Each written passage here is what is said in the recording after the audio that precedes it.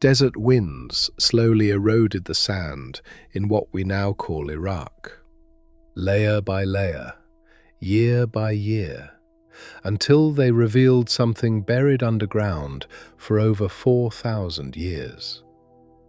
Archaeologists in the 19th century discovered palm-sized clay tablets covered with mysterious scratches that no one could read. These marks looked like bird claws pressed into wet mud. Some were triangular shapes lined up together.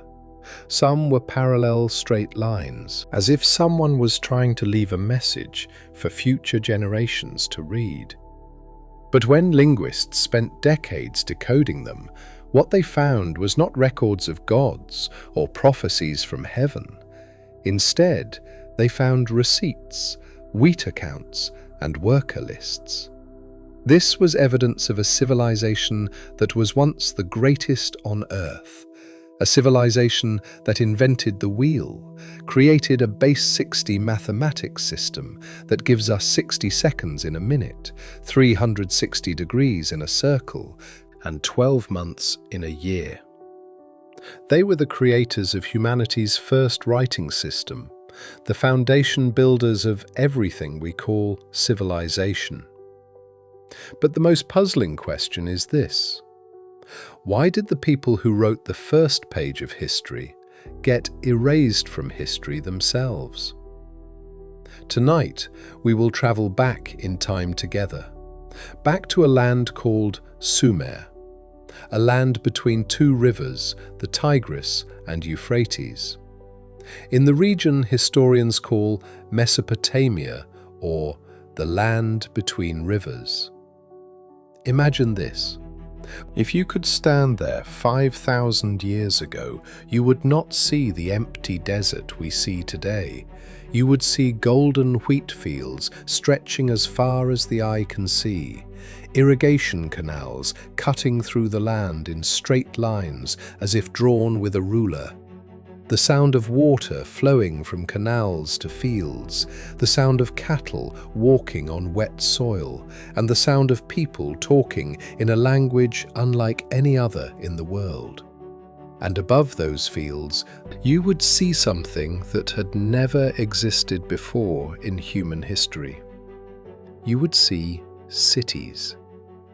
Not small villages with just a few huts, but metropolises surrounded by walls, with temples reaching toward the sky, with streets, markets, schools, and tens of thousands of people living together. The city called Uruk, at its peak, around 3,100 years before the Common Era, had a population of 40 to 80,000 people. This was the largest city in the world at that time, a city surrounded by walls 6 miles long, a city that was the center of everything. But today, Uruk is just a mound of dirt in the middle of the desert. No walls, no temples, no people. Only ruins eroded by desert winds for thousands of years. The same goes for Ur, Nippur, Lagash, and many other cities that were once the centers of this civilization. What we found in these ruins was not just broken pottery or ancient statues. It was hundreds of thousands of clay tablets. Clay tablets inscribed with cuneiform script or wedge-shaped writing, a script the Sumerians invented around 3,500 years before the Common Era. This is the oldest known writing system in the world, and it can still be read today. These clay tablets are like the hard drives of the ancient world. They recorded everything the Sumerians wanted to remember, from temple income and expense accounts to mathematics and astronomy textbooks, from land sale contracts to poetry and myths, from medical prescriptions to cooking recipes. These records allow us to see the daily lives of people who lived 5,000 years ago in great detail. And most remarkably, These clay tablets recorded the story of their own collapse. Among the hundreds of thousands of clay tablets discovered, there is one poem that made archaeologists stop and think. This poem is called the Lament for Ur. It was written around 2,000 years before the Common Era, after the city of Ur was destroyed by an invading army. This poem describes the devastation in heartbreaking detail. The poem speaks of streets that were once busy, now silent. Markets that were once crowded, now abandoned. Temples that were once sacred, now destroyed. And gods who once protected the city, now gone. The cries of women echoed throughout the city, bodies scattered on the streets, and fires burning in every corner. But what is more interesting than the picture of destruction is the question this poem leaves behind. Why did the gods abandon Ur? Why did the greatest civilization on Earth collapse? The Sumerians believed the gods punished them, but archaeological evidence tells a different story. The evidence tells us that the fall of Sumer did not happen overnight. It was a process that progressed little by little, year by year, decade by decade, century by century, until everything finally collapsed. And the real cause was not in heaven, it was underground. Before we dig deeper into the causes of the collapse, we need to understand how great the Sumerian civilization was and how they built that greatness. The story of Sumer began around 5,000 years before the Common Era, in a land that was not covered with roses. On the contrary, it was a land full of challenges. The Tigris and Euphrates rivers flowed through this land, true, but the floods were violent, the droughts were harsh, summer temperatures were unbearably high, and rainfall was too little to support agriculture. But the Sumerians did not surrender to nature. They chose to change nature to meet their needs. They dug irrigation canals hundreds of kilometers long, bringing water from the rivers to their fields. They built dams, built water gates to control water flow. They turned the desert into a breadbasket. And with abundant food, the population grew. Small villages became towns, towns became cities, and civilization was born. This was the civilization that invented the wheel, which made transporting goods many times easier. This was the civilization that invented the ox-drawn plough, which made farming faster and more productive. This was the civilization that invented the base 60 number system, which we still use to count time and degrees today. And most importantly, this was the civilization that invented writing, which allowed humans to record thoughts and pass knowledge across time. Everything seemed perfect. The Sumerians built ziggurats reaching toward the sky to worship their gods. They built beautiful palaces. They had kings who ruled by law. They had priests who performed rituals, merchants who traded, craftsmen who created, and farmers who produced food for everyone. But there was something the Sumerians did not know. Something hidden under the ground they walked on every day. Something that was slowly accumulating, quietly, unnoticed. What was it? How did it relate to the collapse of civilization? And what can we learn from this tragedy? All the answers are inscribed on clay tablets buried under the sand for thousands of years. And those records tell a story scarier than any science fiction. Because it is a true story that happened to real people. And the scariest part is, it might be happening again. Going back about 7,000 years ago, Before there was Sumerian civilization, before there were cities, before there was writing, southern Mesopotamia was just a floodplain, full of swamps and reeds. No one wanted to live here, because it was not a suitable place for humans. But then, a group of people arrived. No one knows exactly where they came from. Historians still debate this today. Some say they came from the mountains to the east. Some say they were natives who had always lived there. What we know for certain is that they spoke a language unlike any other in the world. A language unrelated to Semitic languages like Arabic or Hebrew. Unrelated to Indo-European languages like Persian or Sanskrit. Their language was unique, isolated, with no relatives, and they called themselves Sag-gi-ga, which means the black-headed people. The early Sumerians did not come with advanced technology. They came only with basic agricultural knowledge. But what made them different from other tribes was their ability to see opportunity in what others saw as obstacles. The floodplain that no one wanted turned out to be the most fertile land in the world. Every year when the Tigris and Euphrates overflowed, water would carry mineral-rich sediment and deposit it on the plain. The soil here was dark and more fertile than anywhere else in the world. The only problem was that water did not come at the right time. Some years there was so much water that everything flooded. Some years no water came at all, causing drought. The Sumerians solved this problem in a way no one had ever done before. They decided to manage the rivers. They began digging small canals to bring water from the rivers and store it in the fields.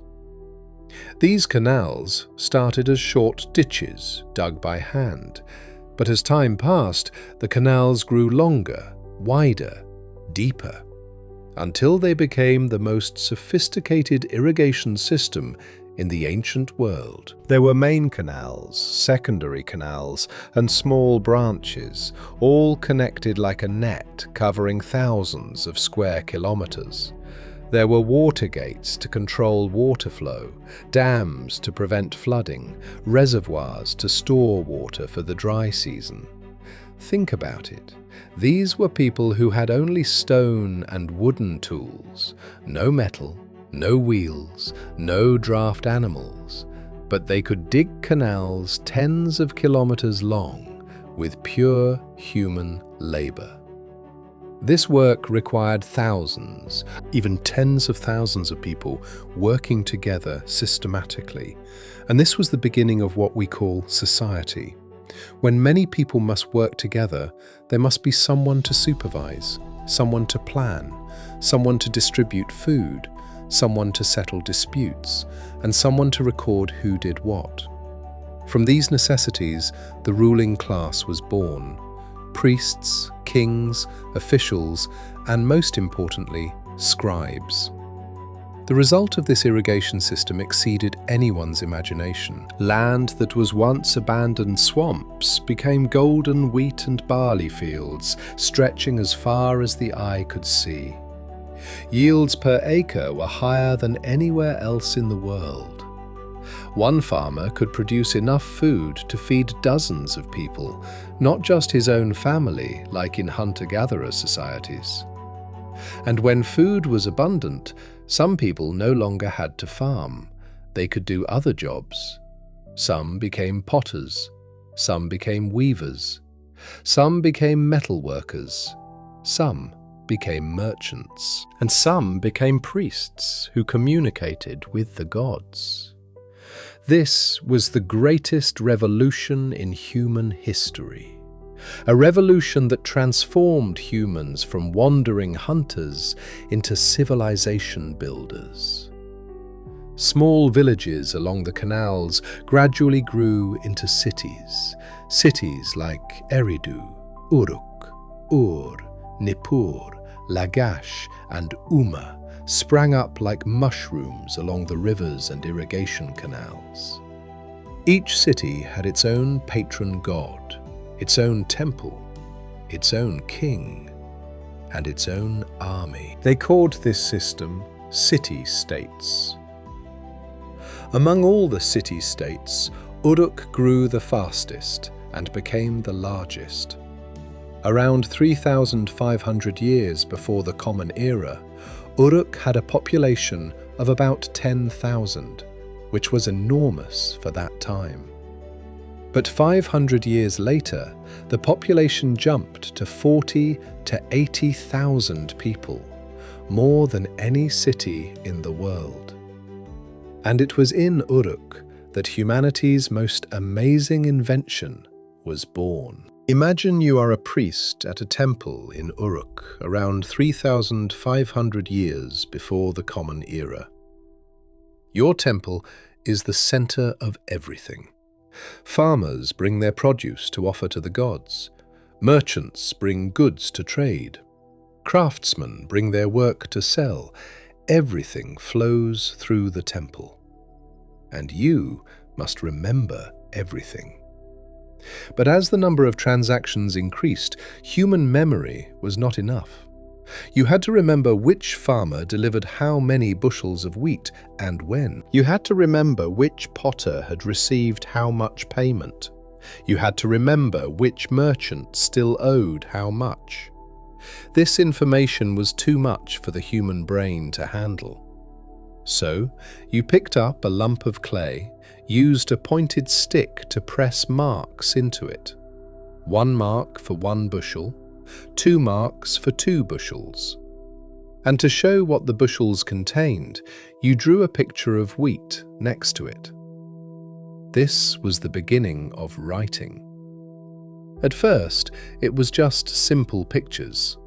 A cow picture for cow, a grain picture for grain, a star picture for heaven. But as time passed, these pictures became more complex. Pictures were combined to create new meanings.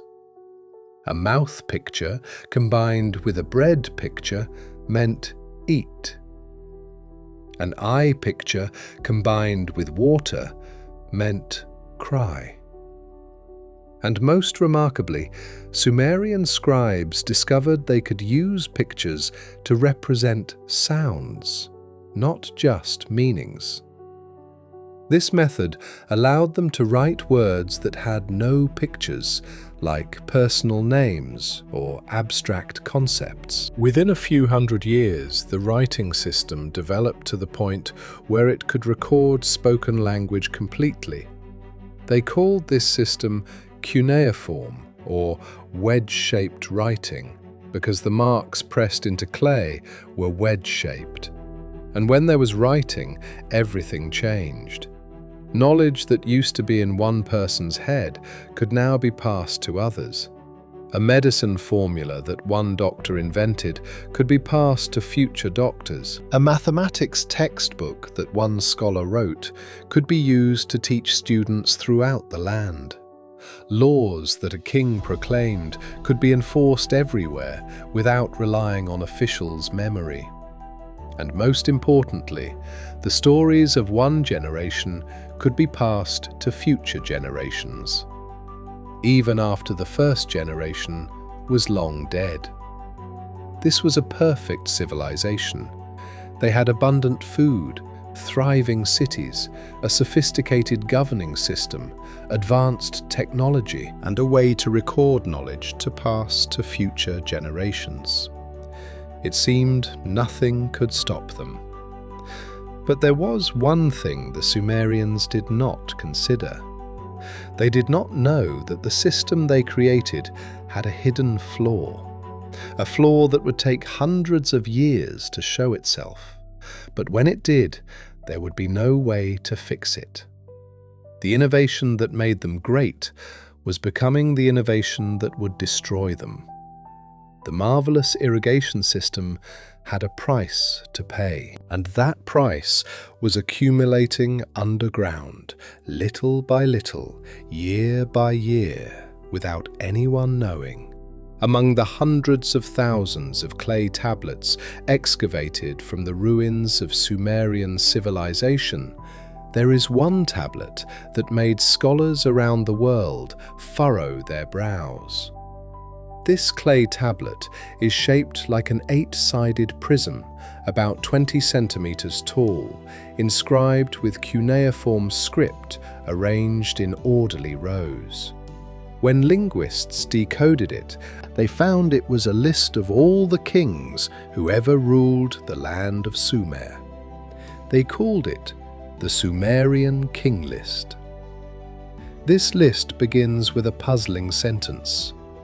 When kingship descended from heaven, the kingship was in Eridu. Then it lists each king along with the length of their reign. But the numbers in this list shocked historians.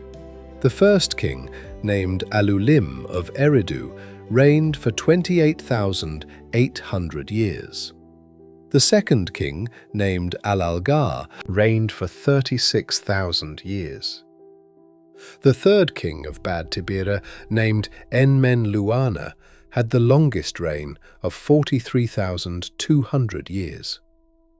In total, the list states that 8 kings reigned in 5 cities before a major event occurred. The total duration was 241,200 years. And what was that major event? The list records briefly. Then the flood swept over. After the flood, the list states that kingship descended from heaven again, this time in the city of Kish. And the post-flood kings had much shorter lifespans, although still incredibly long. Kings of Kish reigned for only 1,200 years, 960 years, or 720 years. These numbers gradually decreased until toward the end of the list, reign lengths became closer to reality. 25 years, 18 years, 6 years. Many people read this list and dismissed it as mere mythology, stories made up to glorify ancient kings, or perhaps evidence pointing to extraterrestrials who lived longer than normal humans. But historians who studied Sumerian civilization deeply saw something different. They noticed that the numbers in this list were not random. Every number was divisible by 3,600, which was a unit the Sumerians called Sa, and was an important number in their base 60 mathematics system. This might mean these numbers did not refer to years as we understand them today. They might be different units of measurement, or they might be symbolic numbers representing the greatness and importance of each king. But the most interesting thing in this list is not the incredibly long lifespans. It is the event that divides the Golden Age from the age when humans lived shorter lives: the Great Flood. The story of the Great Flood does not appear only in the King List. It also appears in several Sumerian myths, especially the Epic of Gilgamesh. This epic tells of a hero who journeys to seek immortality and meets an old man who survived the Great Flood. The old man tells him that the gods sent a flood to destroy humanity, but one god secretly told him to build a large boat to survive. Does this sound familiar? Yes, it is the prototype for the story of Noah in the Bible, which was written over 1,000 years after the Sumerian myths. But the interesting question is, why did the Sumerians place such importance on the flood story? Why did they use the flood as a dividing point between eras, between before the flood and after the flood? The answer may lie in geological evidence. Scientists who studied the soil layers in southern Mesopotamia found evidence of major flooding events several times over thousands of years. Sometimes caused by rivers violently overflowing, sometimes caused by climate changes that brought unusually heavy rain, and sometimes possibly caused by tsunamis rushing in from the Persian Gulf. For people living in low floodplains near rivers, a major flood would have been an extremely terrifying experience. Water that was once the source of life became an instrument of death. Fields that were once fertile were submerged. Houses made of mud bricks collapsed. Countless people and livestock drowned. For the Sumerians, such an event must have seemed like the gods were punishing them. And this is a key point. The Sumerians did not view natural disasters as scientific events that could be explained rationally. They believed everything that happened on Earth was the result of the gods' decisions. Rain fell because the gods were pleased. Drought came because the gods were angry. Floods came because the gods wanted to punish.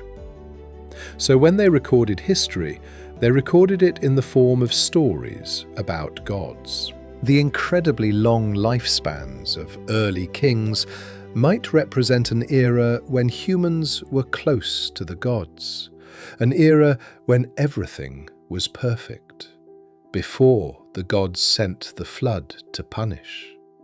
And after that, humans were reduced and distanced from the gods. Lifespans shortened, power decreased, greatness diminished. But if we look through the lens of modern science, the King List might be telling us something else.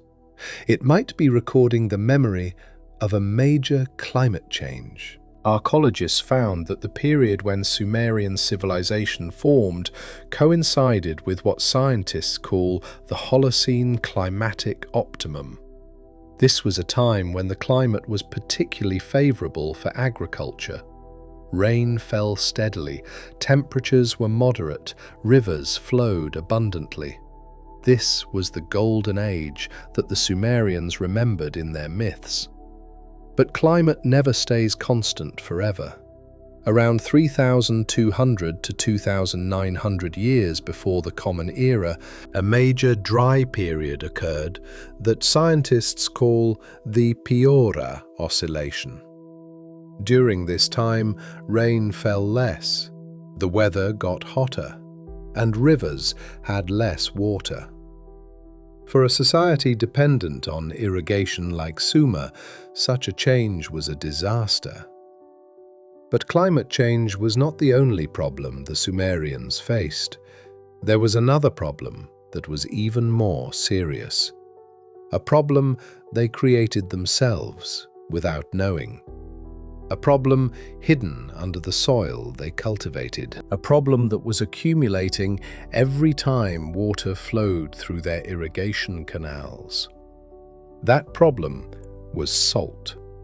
And this salt would become the silent killer that destroyed Sumerian civilization from within, without the Sumerians ever realizing it until it was too late. The King List records that the flood was a turning point of the era. But archaeological evidence is telling us that the flood was just the first warning sign, a sign that intervening in nature would always have consequences. And sometimes those consequences take hundreds of years to appear. If you travel to southern Iraq today, you will find a depressing sight. The land that was once the breadbasket of the ancient world has become a barren desert. But what is notable is that the sand here is not the golden brown of typical deserts. It is bright white, as if someone sprinkled white powder all over the land. That white color is salt. And this salt is the real killer that murdered Sumerian civilization. To understand how salt destroyed a civilization, we must first understand how the Sumerian irrigation system worked. Imagine you are a Sumerian farmer living along an irrigation canal 4,000 years ago. Every morning you wake up and open a small water gate connecting the canal to your field. Water from the Euphrates River flows through the main canal, through secondary canals, through small branches until it reaches your field. Water spreads across the field, soaking the roots of your wheat. Sounds perfect, right? But there is something you cannot see. The water flowing from the river is not as pure as you think. It dissolves various minerals along the way, including salt. Although the amount of salt in the water is very small, almost immeasurable, it is still there. When water enters your field, it does two things. First, it gives moisture to the plants. Second, it evaporates into the air. Under the scorching sun of Mesopotamia, water evaporates quickly. Some days, temperatures reach 50 degrees Celsius. Water you let into the field in the morning might be completely evaporated by afternoon. But when water evaporates, salt does not evaporate with it. Salt stays in the soil, little by little. On the first day, only a fraction of a gram of salt accumulates. On the second day, a little more. On the third day, more still. 1 week, 1 month, 1 year, 10 years, 100 years. Salt keeps accumulating without anyone noticing. In the early years, the impact was almost non-existent. Wheat still grew well. Yields were still abundant. Farmers were still prosperous. Cities were still thriving. Everything seemed perfect. But beneath the surface, salt was accumulating more and more. The salt problem was made worse by another mechanism. In hot, arid regions like Mesopotamia, groundwater often contains high amounts of dissolved salt. When the Sumerians irrigated their fields continuously, the groundwater level gradually rose. Salty groundwater slowly climbed closer and closer to the surface. And when the groundwater level rose high enough, it began pulling salt up to the surface through a process called capillary action. Salty underground water seeped up through tiny pores in the soil, like water wicking up through tissue paper when you dip the end in water. When the water reached the surface and evaporated, salt was left behind on top of the soil. This was a two-pronged mechanism working simultaneously. Salt from irrigation water accumulated from above. Salt from groundwater pushed up from below. The soil was attacked from both directions. And the Sumerians had no way of knowing. They had no tools to measure soil salinity, no knowledge of chemistry, no concept of mineral accumulation. The only thing they could see was the final result, and that result would take hundreds of years to appear. Modern scientists have calculated that in Mesopotamia's climate, the Euphrates River would deposit about 150 grams of salt per square meter per year. That does not sound like much, does it? But if you multiply it over dozens of years, hundreds of years, the numbers become frightening. Within 13 years, accumulated salt would begin affecting some plants. Within 78 years, the land would become unfarmable. 78 years sounds like a long time for one human, but for a civilization, it is just the blink of an eye. And this is the most terrifying trap. The irrigation system that brought wealth to Sumer was the same system slowly poisoning their soil. The more they irrigated, the more salt accumulated. The more successful they were, the faster they accelerated their own destruction. Their success became the seed of their collapse. Imagine you are a Sumerian farmer in the era when problems began appearing. Your grandfather used to tell stories of how this field once produced enormous yields. Wheat grew chest high, grain heads were plump and heavy. But in your father's generation, yields began declining, and in your generation, wheat barely grows at all. You do not know what is happening.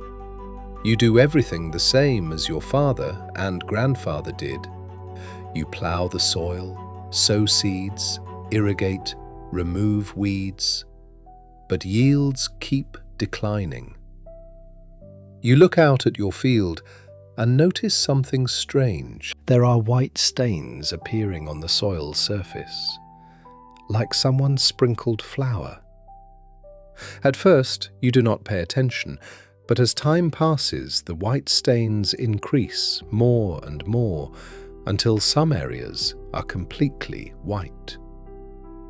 You do not know that the white stains are salt, and you do not know that salt is the reason your wheat will not grow.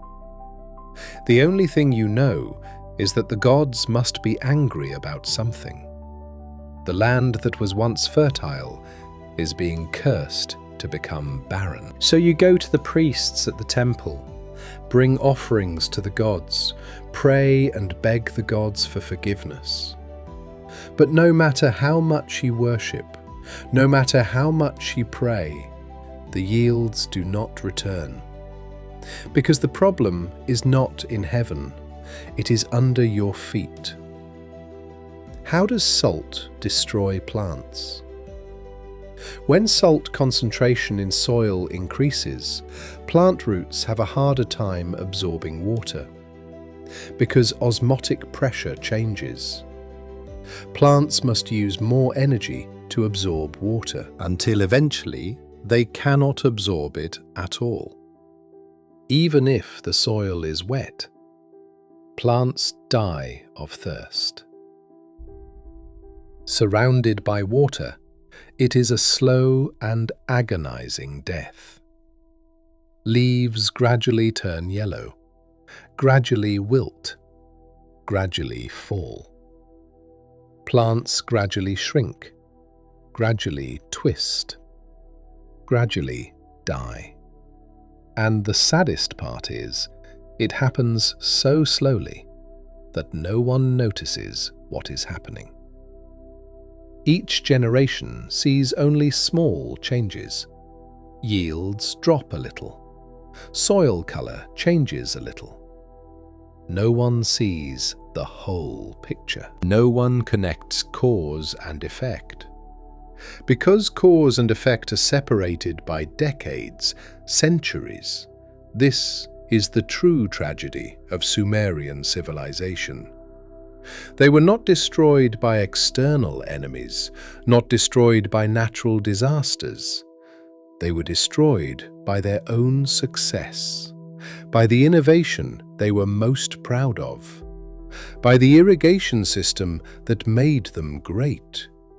And most terrifyingly, they never knew what was happening until it was too late. Archaeologists excavating the ruins of Sumerian civilization often find clay tablets that do not look very interesting.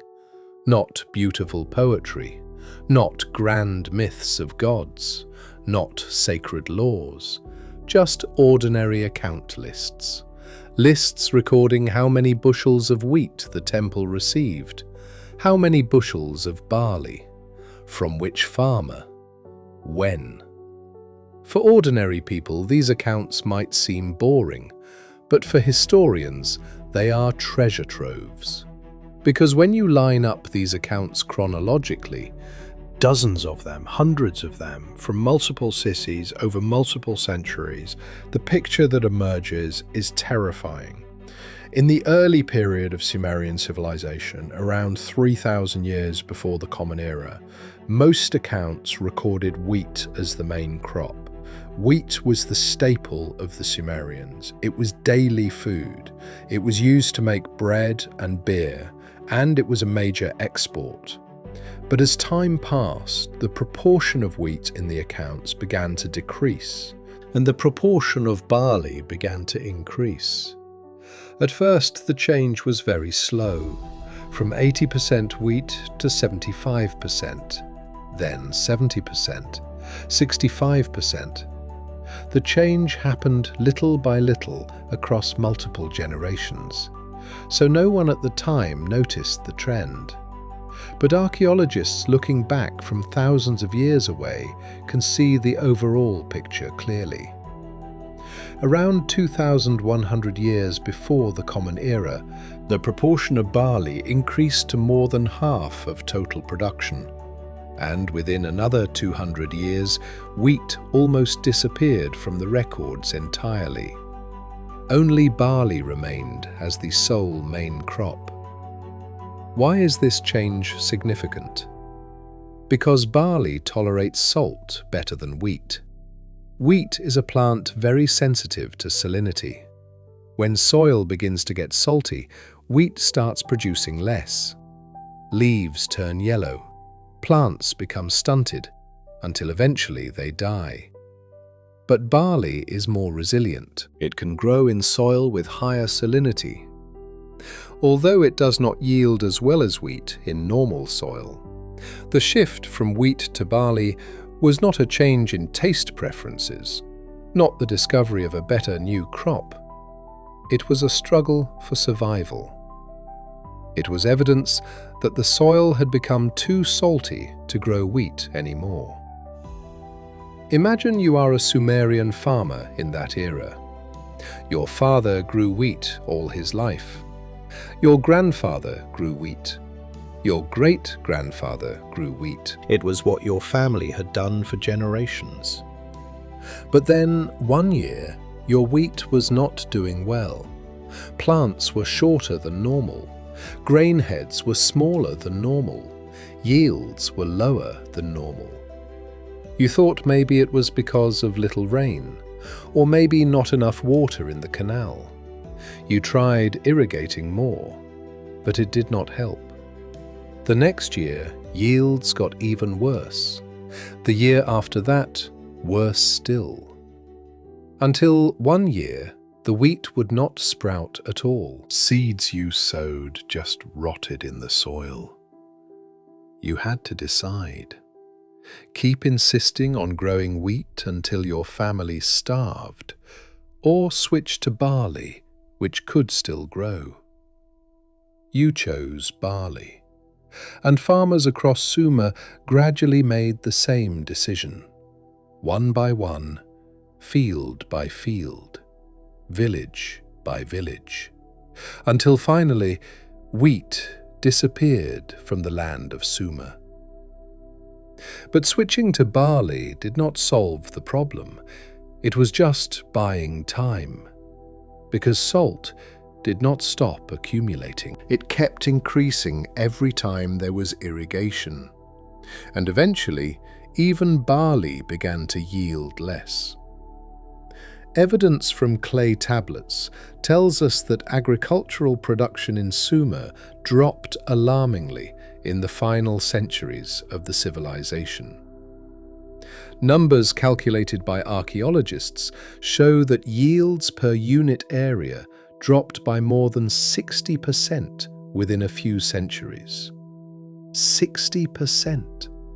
Think about what that means. If a field used to produce 10 bushels of grain, now it produces only 4 bushels. If a farmer used to comfortably support his family, now he can barely support himself.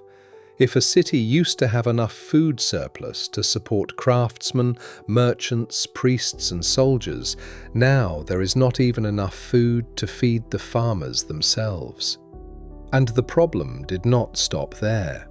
When food became scarce, food prices soared.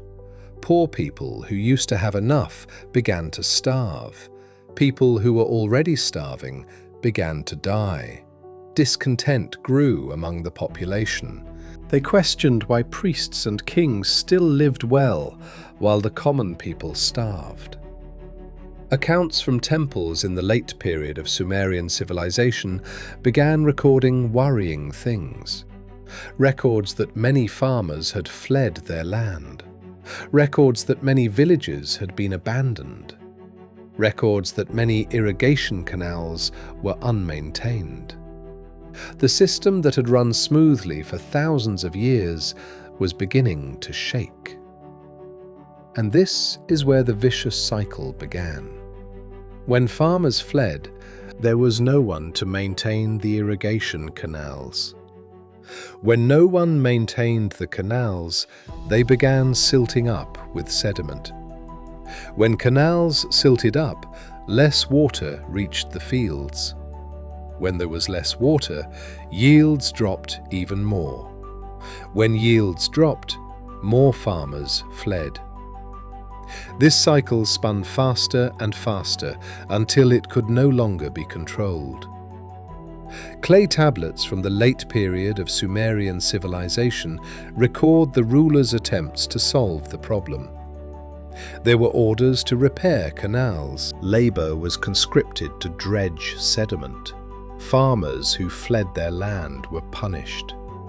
But nothing helped. Because the real problem was not silted canals, not lazy farmers, not even drought. The real problem was salt that had accumulated in the soil for hundreds of years, and no one knew. Sumerian rulers tried to find answers from the gods. They offered more sacrifices, built bigger temples, held grander rituals, hoping the gods would be pleased and send back the abundance. But the gods did not answer. Because the problem was not in heaven, it was underground. Some clay tablets record the despair of people in that era. Questions without answers, pleas that no one heard, fear of a dark future. They did not know what they were facing. They only knew that the world they knew was crumbling, and they could not stop it. Famine began spreading across the land of Sumer. Cities that once thrived began shrinking, population decreased, buildings were abandoned, streets went quiet, markets slowed, and when famine comes, what follows is war. Because when there is not enough food for everyone, people start fighting each other. City-states that were once neighbors became enemies. They waged war to seize land that could still be farmed, to seize water that still remained, to seize whatever food was left. And these wars would accelerate the collapse even further. Among the clay tablets excavated from the ruins of the city of Lagash, there is one that records the story of the longest war in ancient world history. A war between two city-states only a few tens of kilometers apart.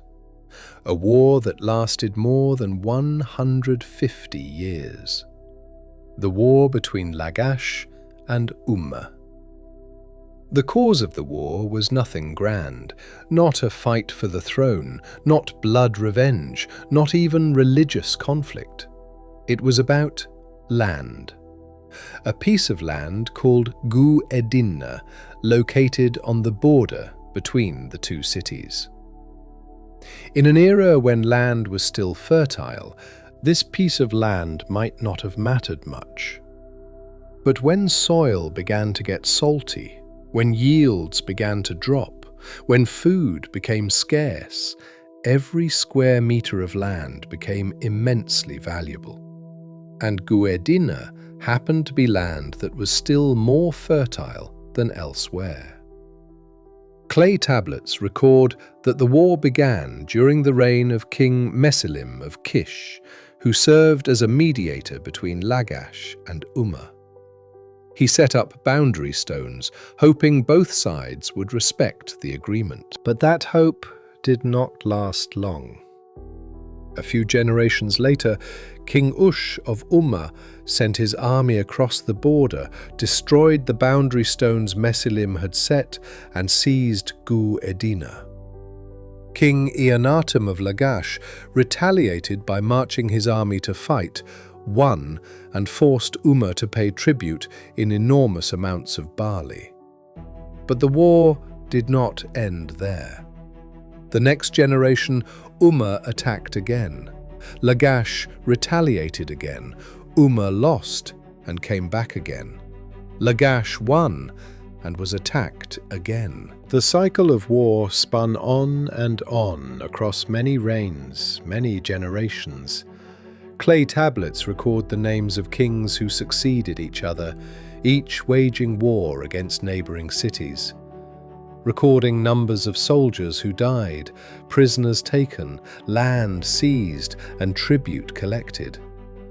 But what the clay tablets did not record was the true cost of war. Think about it. While the soil was deteriorating from salt, while yields were dropping, while people were starving, the rulers took what little resources remained and used them for war. Soldiers who should have been farmers digging canals were conscripted to fight. Food that should have fed the people was sent to feed the army. Metal that should have made farming tools was melted into spears and swords. Labor that should have repaired irrigation canals was used to build city walls and fortifications. This is the madness that has repeated over and over in human history. When resources become scarce, instead of cooperating to solve the problem, people fight each other, and the fighting depletes resources even faster. The war between Lagash and Umma was not isolated. Throughout the land of Sumer, city-states waged war against each other. Uruk fought Ur. Kish fought Nippur. Every city fought every other city, seizing land that could still be farmed, seizing water that still remained, seizing power that meant nothing. And while they fought, the soil kept getting saltier. Clay tablets from this era record sad things. Records of taxes getting heavier to fund the military. Records of labor conscription becoming harsher. Records of punishments becoming more severe for those who would not pay or work. The ruling class still lived well, still built grand temples, still held lavish rituals, still adorned themselves with gold and lapis lazuli, while ordinary people were starving to death. And saddest of all, these rulers were not cruel on purpose. They truly believed what they were doing was right. They believed building temples would please the gods. They believed offering sacrifices would bring rain. They believed waging war to expand territory would give the people more food. They could not see what the real problem was. There is one clay tablet that records a king's order. He ordered farmers to offer large amounts of barley to the temple for rain god rituals. He believed that if they offered enough, the god would send rain and yields would return to abundance. But rain did not help, because the problem was not rain. The problem was salt in the soil. No matter how much rain fell, the soil was still salty, and the barley that farmers were forced to offer was barley that should have fed their own families. This is the tragedy of ignorance. Rulers tried to solve the problem with methods they believed were correct, But because they did not understand the true cause, what they did only made the problem worse. When worshipping gods did not work, they worshipped more. When war did not bring more food, they waged more war. When taxes were not enough, they collected more taxes. The vicious cycle spun faster and faster, and the people could not endure. Some clay tablets record events of farmers abandoning their land and fleeing. Some fled to other cities, hoping it would be better. Some fled to the highlands in the north. Some became bandits, robbing travelers. Some became mercenaries, selling their swords to the highest bidder. Society that was once orderly began to disintegrate. Trust between people began to disappear. Everyone thought only of their own survival. No one thought of the common good anymore. And while society was collapsing from within, external threats were forming. To the east, in the Zagros Mountains, the Elamite tribes were watching Sumer's weakness. To the west, in the Syrian desert, the Amorite tribes were waiting for the moment to attack. And to the north, the Gutian tribes from the mountains were preparing their army. They all knew Sumer was weak. They knew Sumerian armies were exhausted from fighting each other. They knew Sumerian people were starving and demoralized. They knew the time had come. The smell of blood and weakness attracted predators from every direction. Like vultures circling above a dying animal, waiting for it to fall so they could feast on its carcass. Sumer was about to fall, and no one could save it, because those who should have been helping were busy killing each other. When city walls are strong, no one dares enter. But when walls begin to crumble, when guard soldiers begin to starve, when people begin to lose hope, walls are no different from ordinary piles of bricks. And those bricks were about to be destroyed. Around 2004 years before the Common Era, an army from the eastern mountains marched into the Mesopotamian plain. They were the Elamites, warrior tribes living in what is now Iran. They had watched Sumer's weakness for decades and decided the time had come. The king ruling Ur at that time was named Ibi-Sin.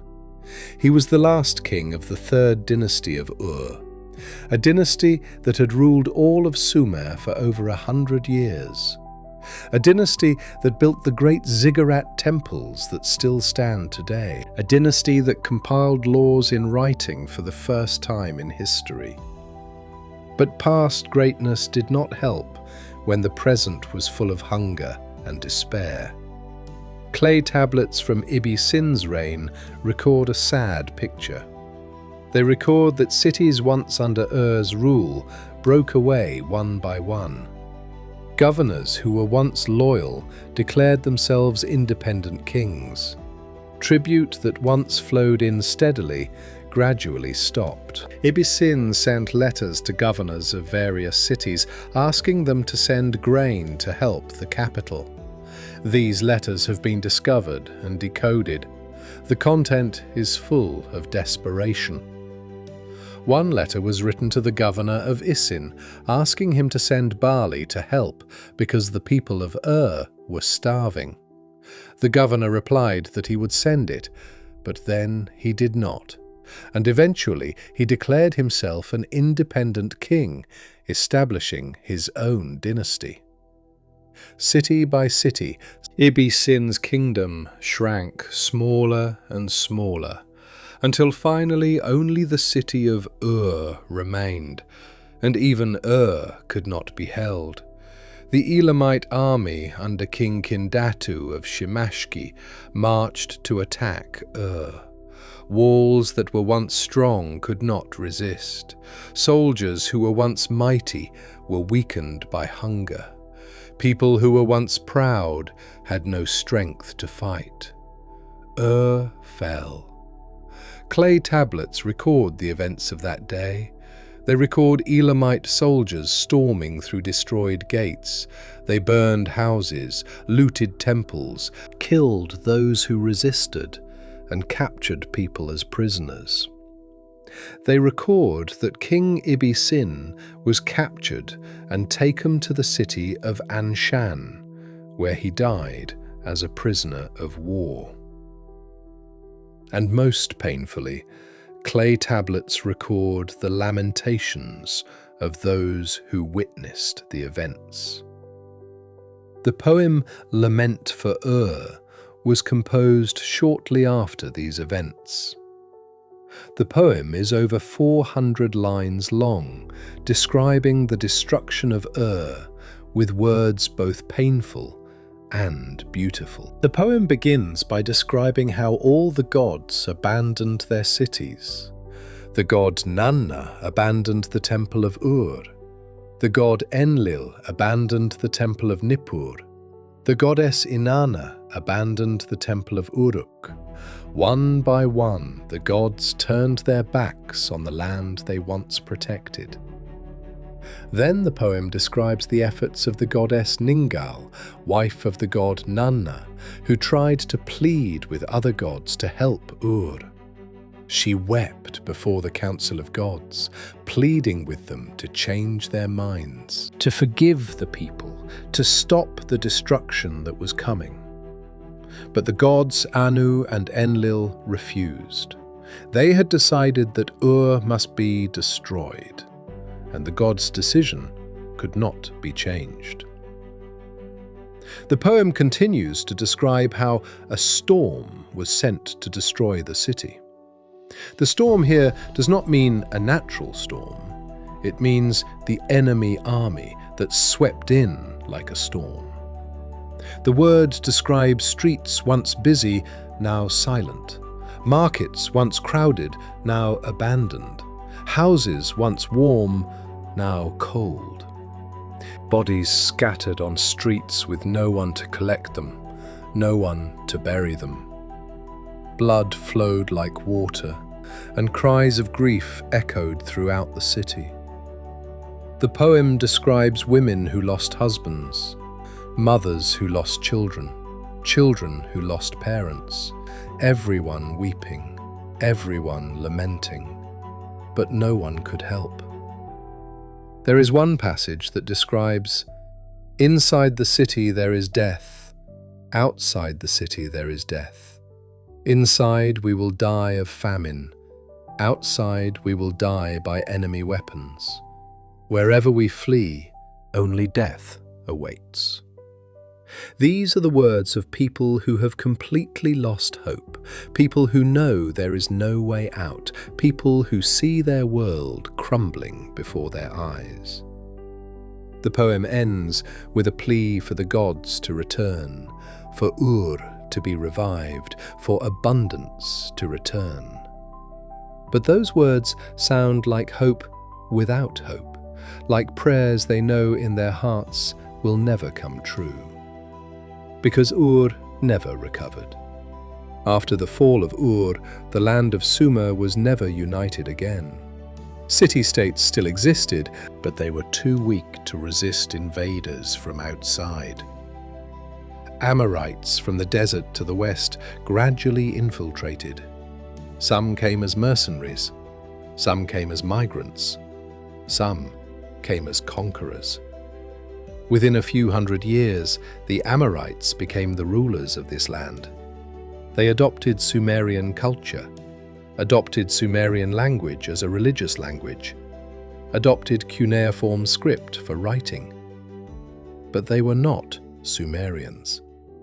The Sumerians, as a distinct ethnic group, gradually disappeared. They were absorbed into the newcomers. Their language was gradually forgotten until no one spoke it anymore. Only priests still used Sumerian in religious rituals. Like medieval Christian priests used Latin. And even those priests no longer truly understood Sumerian. Cities that once thrived were gradually abandoned. Uruk, once the largest city in the world, became a small town. Ur, once the center of an empire, became a minor city. Nippur, once the religious center, became just ruins. Sand gradually piled on top of building ruins. Wind gradually blew memories away. And eventually, no one remembered that a great civilization once stood here. Sumer's server was permanently shut down, but the data in that server was still preserved in clay tablets buried under the sand, waiting for the day someone would excavate and decode them. Waiting for the day their stories would be told again. And when we read those stories today, we find that they are not just stories of the past. They are warnings for the future. Warnings that greatness does not mean it will last forever. And sometimes what makes us great can be the same thing that makes us collapse. As you are listening to this story, look at your clock. Whether it is a wristwatch, a wall clock, or a clock on your phone screen. You will see that it divides time into 60 seconds per minute, 60 minutes per hour, 24 hours per day. Why 60? Why not 100? Why not 50? Why not some other number? The answer is because the Sumerians chose this number 5,000 years ago, and we still use it today. Think about it. A civilization that collapsed over 4,000 years ago still determines how we count time in our daily lives. Still determines that we divide circles into 360 degrees. Still determines that we have 12 months in a year, 12 zodiac signs in the sky, and 12 hours on a clock face. This is the power of innovation. It can outlast its creators by thousands of years. But if good innovations can last that long, the impacts of failed innovations can last just as long. The land in southern Iraq, which was once the site of Sumerian civilization, is still salty today. Even though over 4,000 years have passed since the Sumerian irrigation system collapsed.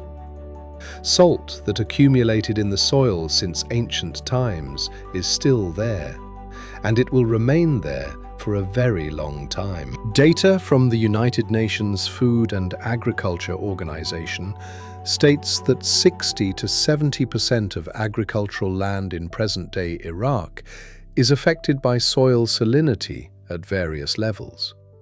This is the legacy the Sumerians left unintentionally, a legacy that still affects people living in that land today. The story of Sumer is not just a history lesson.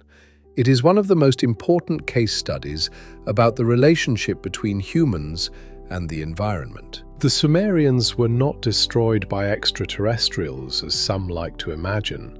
They were not destroyed by meteorites or violent natural disasters. They were not destroyed by mysterious plagues, and they were not destroyed by enemies stronger than them, even though enemies delivered the final blow. What destroyed the Sumerians was themselves, or more accurately, what destroyed them was the system they created, the system that made them great, the system that allowed them to build the world's first civilization. That same system slowly poisoned their soil, until the soil could no longer support them. Some scientists call this phenomenon ecological suicide. It is a process where a society destroys the resource base it depends on, without knowing or refusing to acknowledge it until it is too late to fix. And this is where the story of Sumer becomes frightening. Because it is not just a story of the past, it is a story happening in the present. Look around you. The Amazon rainforest that was once vast is being cut down for cattle ranches and soybean farms. Every year, forest area the size of Belgium disappears. And with the forest, biodiversity disappears too. Millions of species of animals and plants are going extinct before we even know them. Oceans that were once abundant are now full of plastic and chemicals. Coral is bleaching and dying.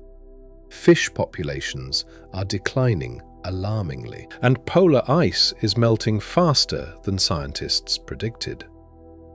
The atmosphere that once protected us is now full of greenhouse gases. Global temperatures are rising little by little. Weather is becoming more volatile. Storms are more intense. Droughts last longer. Floods are more frequent. And saddest of all, the soil we use to grow food is also degrading. Salinity from improper irrigation is still a problem in many parts of the world.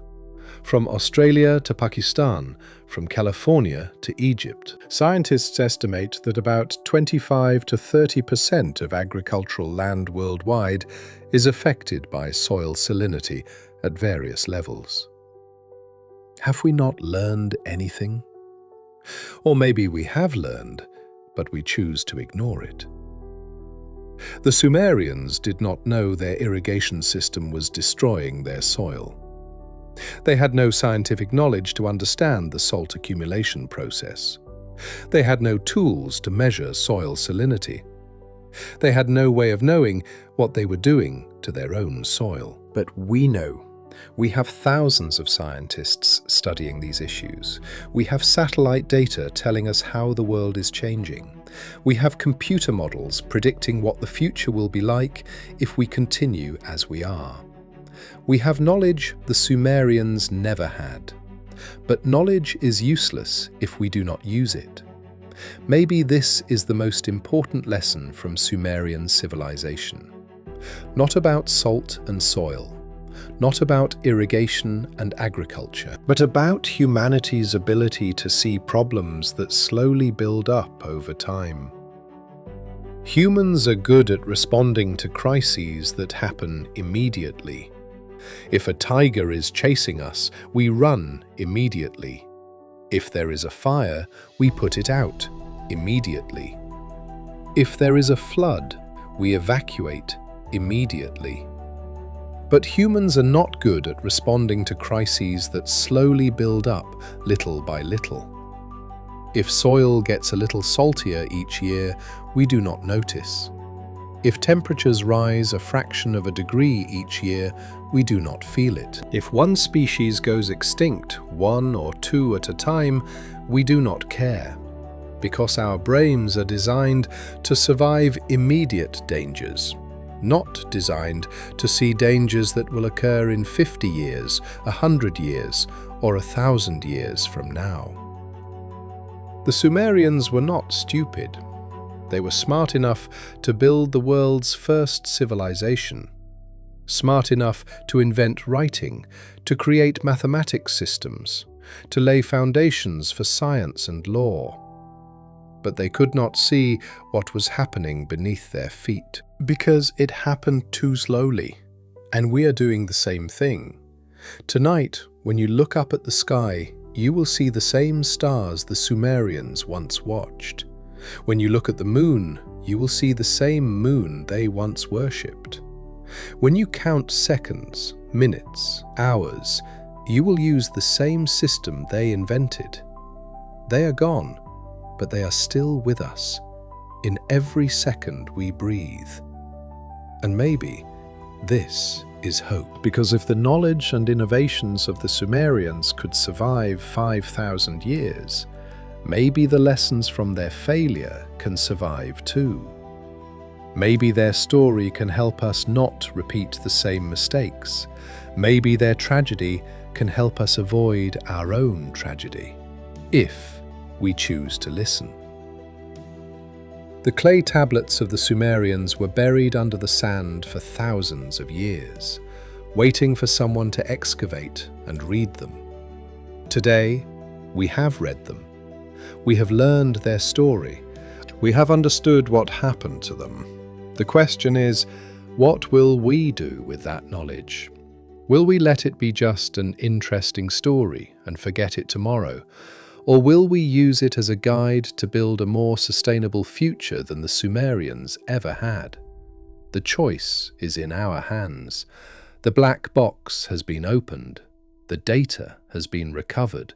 The secret of the collapse has been revealed. Now it is up to us what we do with this knowledge. Keep listening. Keep questioning. Keep learning from the past, because the past is a mirror reflecting the future.